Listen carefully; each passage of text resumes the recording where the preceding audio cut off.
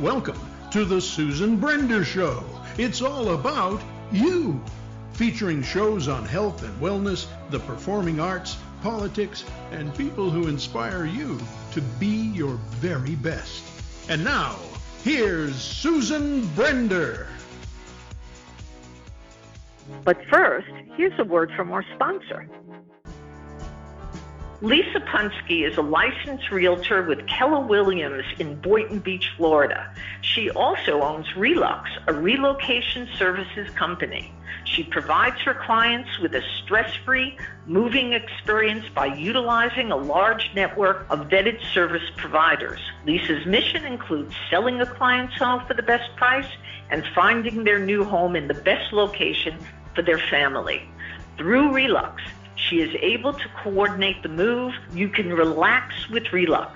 Contact Lisa Punske. Her email address is lisa@relux.me or call 877-99-RELUX. For her website, if you want more information, it's www.relux.me. You can relax with Relux.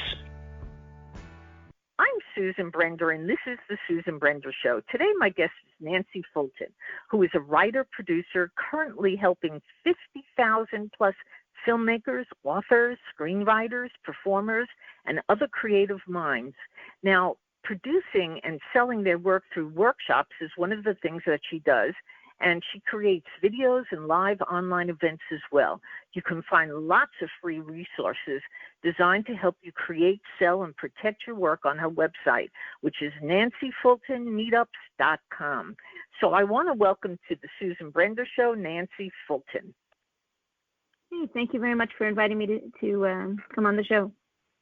Well, it's my pleasure, Nancy, and I have to tell you, what you're doing right now is really quite something, which leads me to the question of how did you get started doing something of this sort? Well, the short answer is that I've made my living for the last 30 years as basically being able to create any kind of content I want and being able to do it profitably.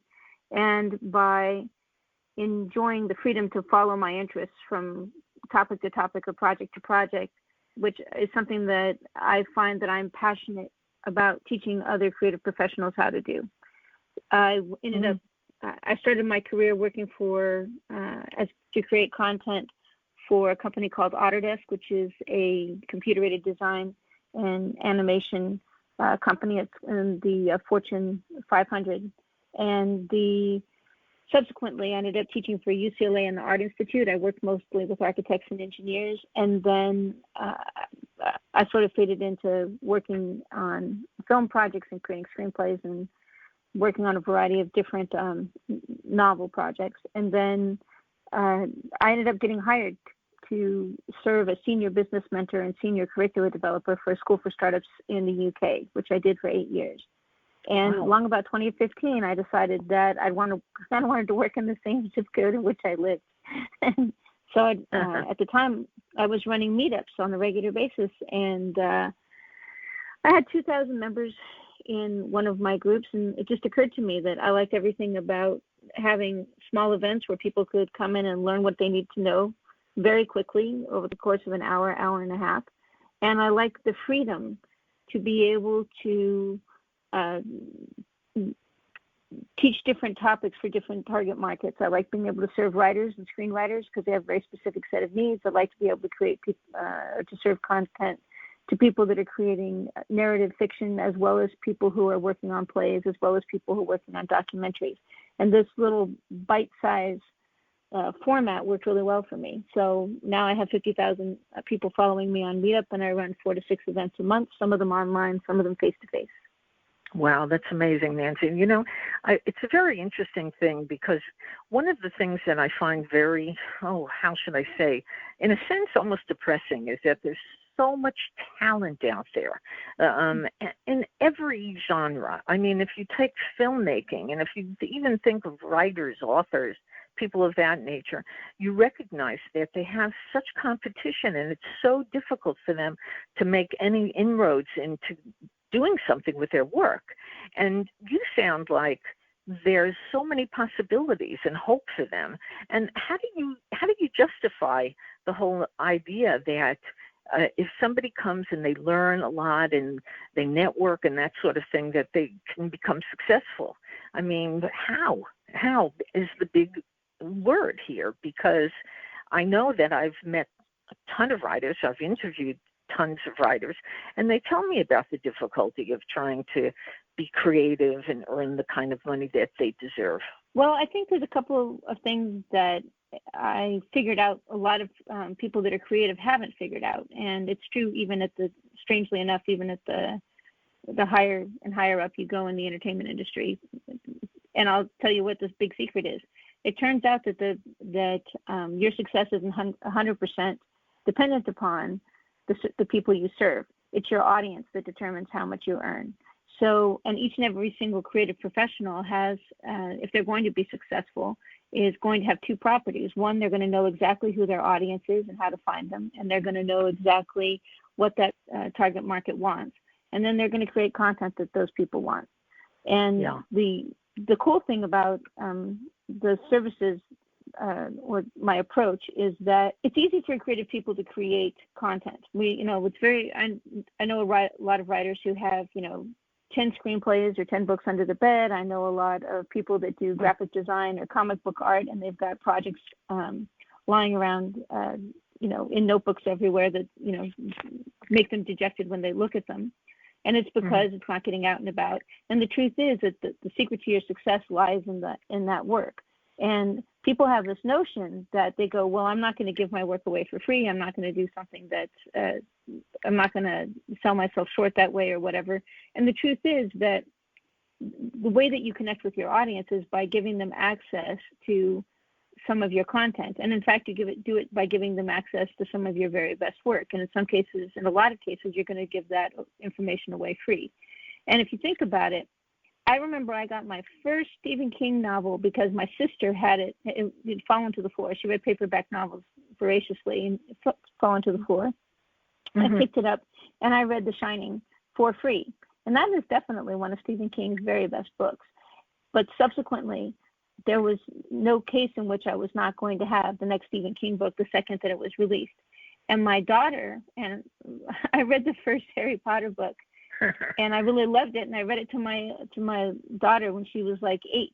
And at 2:00, at midnight, my daughter and 15 of her best friends would be at Barnes & Noble waiting for that next books to come out. And we paid a premium, and I brought other, it was a party. I brought like 10 to 12 other little girls with me.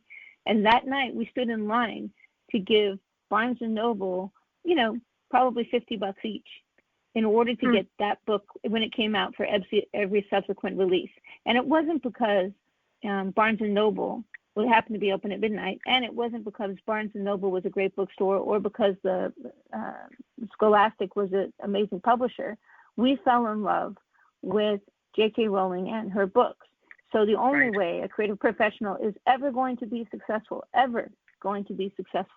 is if they make their content available where people can find it, and they actively promote it, and they get the names and email addresses, if at all possible, for the people who love their work. And when they have 10 to 20,000 of those people, they're never going to have trouble making money again. That's interesting. I actually work with a gentleman who is a publisher. His name is Joshua Schmoody. And Joshua has said to me over and over, he said, you have to try to sell your books to libraries because that's a place where people go and they, of course, they rent out books and they do a lot of different things like creative meetups there. They actually have little talks and you can talk about your book and so people can hear it. And it's word of mouth. He said it's definitely word of mouth. So, I'm talking about how to build an audience for your work and why it guarantees you success, which is what you basically told. It's standing online, it's paying for books, it's doing as much as it can to try to get people to know about them, correct? But let's go back, because you've described that a little bit, but you talked about J.K. Rowling, and my understanding is that she used to sit in the coffee shop writing her book. and she had no idea that it would be as successful as it is.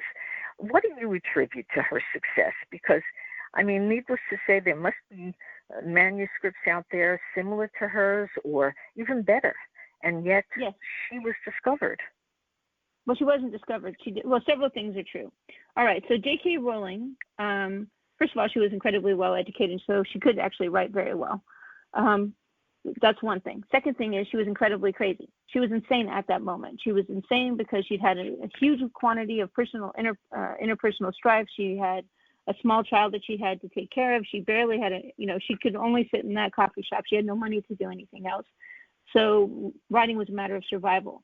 And I personally, I have a very strong personal belief that much of the world's great fiction is created in moments of great despair and stress. And it's madness. It's packaged madness. It's especially when it comes to fiction, where it's sometimes with documentaries, it's people who just have some driving question that they want to get answered. I think Michael Moore's Roger and Me is an example of that. And they will just go to any lengths to get that solution. So there's something about good fiction that is wholly human and wholly naked, in the sense that it lets you see and feel fantasies and impressions from inside people's heads. And the interesting thing is that this madness, this packaged madness, is often very compelling. Now, in J.K. Rowling's case, because she actually was extremely well educated, had gone to a very good school, she basically fired it off to 32 publishers. Everybody hated it because it was a child's book that was 300,000 pages long. And then she ended up getting to this one guy who handed it to his voracious 10-year-old reader and said, would you ever read something like this? And she read it, and then she wanted to give away the galley to her friends. And he knew he had a hit, and he purchased it. So in her particular case, she actually achieved her objective by working through big publishers, and she went on to write other books, and she was very successful using that particular methodology. And if people want to use that methodology, there's a service called writersrelief.com, which you can give them your book, and they'll do exactly the same thing that a traditional publisher will do. They'll clean it up, they'll edit it, make sure the copy is good, and then they'll send it out to publishers with great query letters, and they knew who all the current publishers are. So, and I mention them specifically because they have a service that's they have a la carte services that are very turnkey, and they also serve self-published writers. It's not necessarily that's not necessarily the way that I would choose to do it. As you can see, I like to have a very direct relationship with my customers. I actually don't like working. I used to work with publishers on a regular basis when I wrote I used to write technical training material, and publishers would hire me to create content for animators and so forth, or I would pitch them a book and they'd buy it. And I had some of the best deals going. Like I had one book that was selling for $50, and I was getting 15% of gross, which meant that I made a really good living. I made like well over $100,000 at least on that book. And the thing is that the following year, I created a subscription-based online training site, and over the course of the decade that run, I assure you, far more than $500,000. And it was because I was getting $60 directly from my customers instead of having to split it with these people. I think the big mistake that a lot of writers make is when they create content, writers as an example, they create content and it does live under their bed. And it's like, if your work's not doing something, there's two ways that your work can make money for you. Well, several was, but there's two ways it can really earn for you. Either people are going to buy it, or you're going to give it away free so you can get people's contact information so you can tell them about work they can buy. But every piece of intellectual property, however it's born, wherever you decide to create it, whether it's from pure madness or because you have a question you want to answer, or you just have a problem you want to tell people how to solve, that piece of intellectual property, once it's born, should be out there earning money for you or gathering up contact information. And it's not just enough for people have this notion that you're going out and you're telling people about yourself, or you're letting people know. No. You want to know about them. You want to know them. You're using your work to find them. They're not trying. You want their email address and telephone number. Right. You want to be able to get back to them in the future. It's not the case that it's not enough just to go and do speaking events and about yourself If there's no way for them to connect with you subsequently, then you might as well not have wasted your time. And for a lot of, and nobody ever explains this to writers. They're told, Right. well, people have to know about you. People have to know about you. You have to tell the world about yourself. But they don't understand that that's because you want to be able to get their contact information. The publishers do keep, first of all, they have bookstores where they sell your work, and those bookstores have certain demands. But the other thing is that they have thousands and thousands and thousands of readers, and they know what those kinds of readers like. If you're the kind of person that buys an Amazon romance and you've ever gone to a website to buy it, I assure you that whoever owns that website knows you like Amazon romances. And the same as Amazon is successful specifically because they know what we all want. And they know exactly what to recommend to us, and we know that that's where we go when we want to get things. And they never tell authors. The thing about Amazon when you sell to them is they never tell authors who their customers are. It's one of the reasons I hate selling through Amazon. You know? Yeah.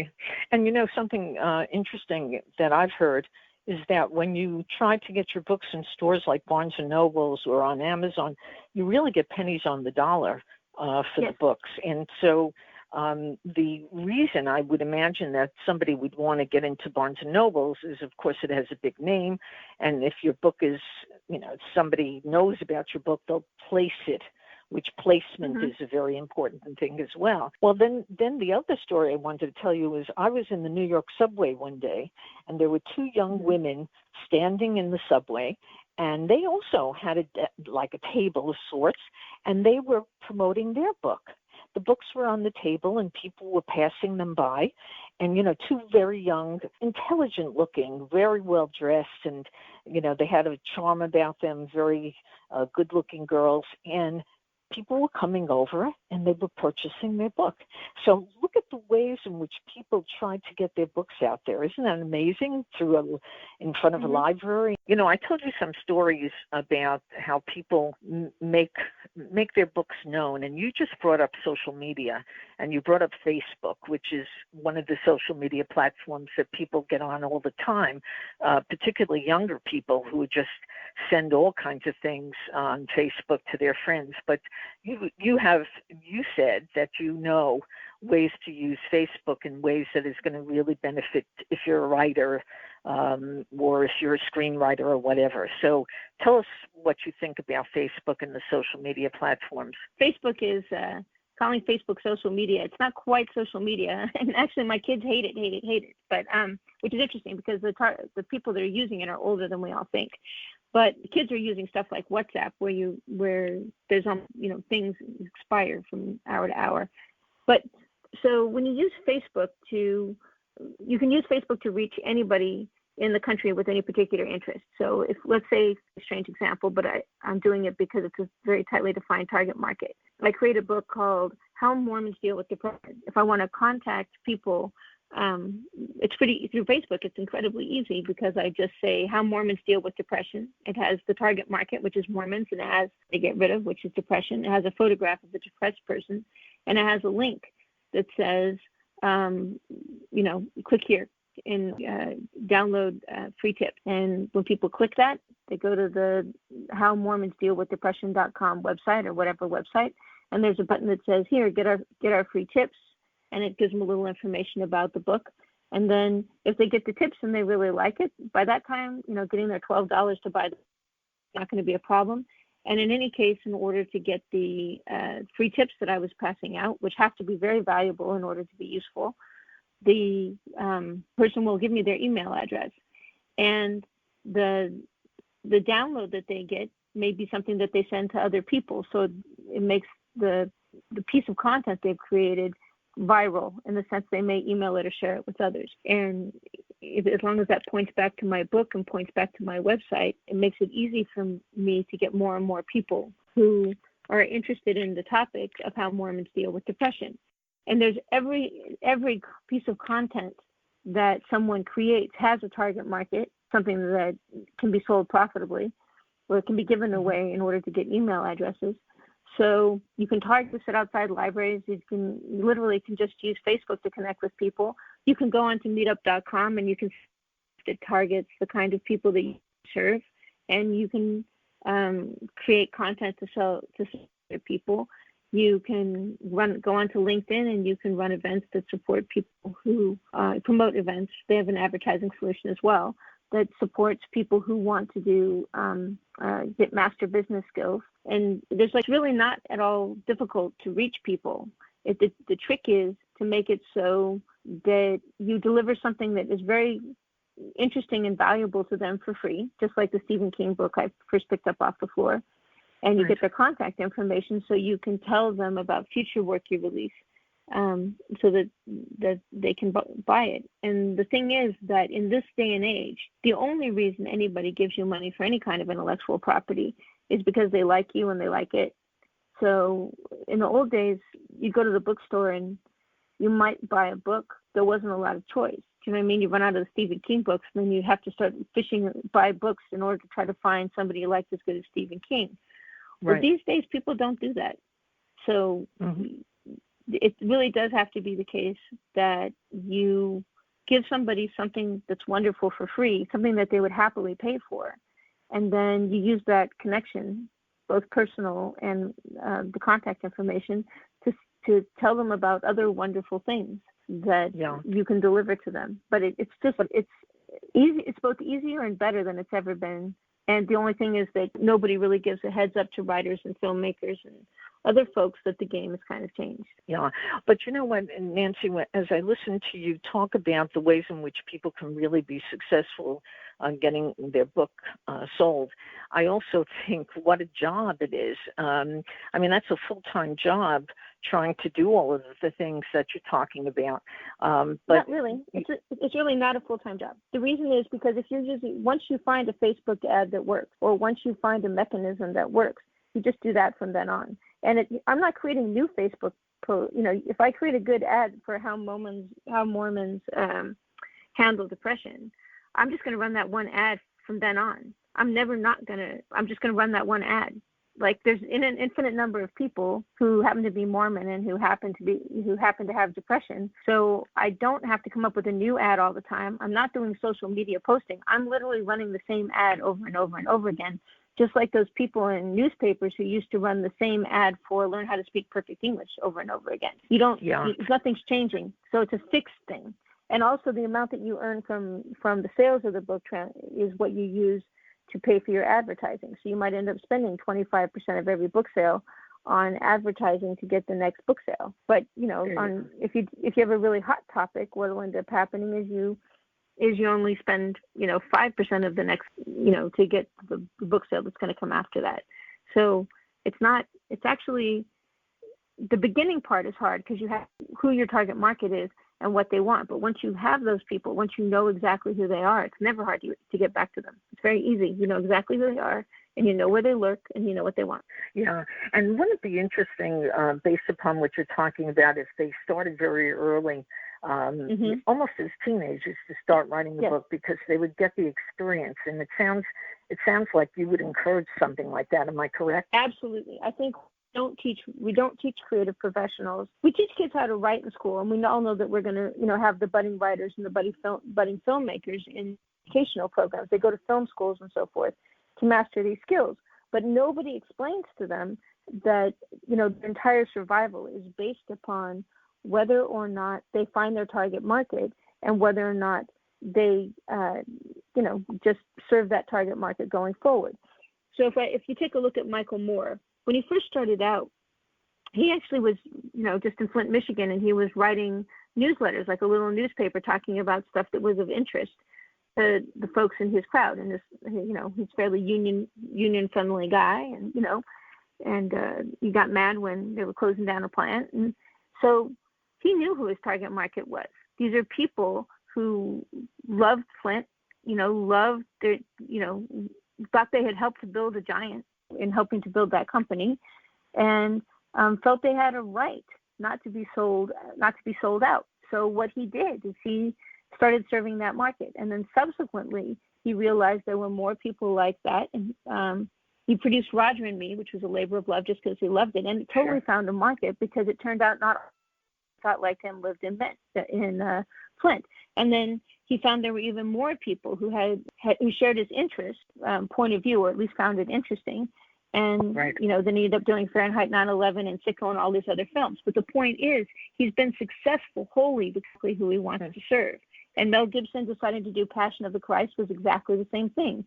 He knew exactly who he wanted to serve. He was a devout Catholic. He has other issues, but he was a devout Catholic, and he wanted to tell, as kind of a penance for himself, as I understand it, he wanted to tell the Passion of the Christ, so he made that film. And what originally went out being four-walled in theaters, four-walled in churches across the country.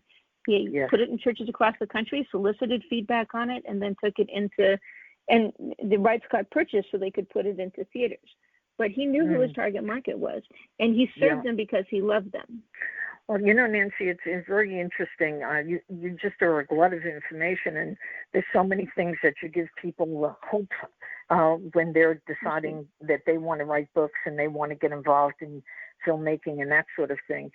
We could go on and on, but we have no more time. So I just want you to tell people, I always finish, as you know, giving my guests the last word. Is there something specific that you want to tell them? Well, it's easier for you when you realize that no matter how strange or odd or freakish your work is, chances are there's a target market that will like it. You just got to find them. Comic book authors go to Comic-Con and they find other people that like comic books. If they visit NancyFultonMeetups.com, there's a download up there where I have like an hour-and-a-half lecture and a workbook talking about dozens of different places that you can easily sell your work, and suggestions for marketing it. And I think it's a good primer to help people who are just trying to get their head around how things work. It's free, so sign up to get it if you're interested. Well, that's fantastic. And if they want to get in touch with you, what is the best way for them to do that? If they go to NancyFultonMeetups.com, they'll see my address, which is Nancy@NancyFultonMeetups.com. There you go. Well, my guest today has been Nancy Fulton, who's a writer, producer, currently helping over 50,000 filmmakers, authors, screenwriters. It's been a pleasure having you on the Susan Brender Show. You just gave people information and hope because, as I said, there are thousands upon thousands of people out there who are trying to sell their books and to really make people know about them. So with that said, again, thank you. Thank you for listening to The Susan Brender Show. To be a guest, email sebrender@yahoo.com.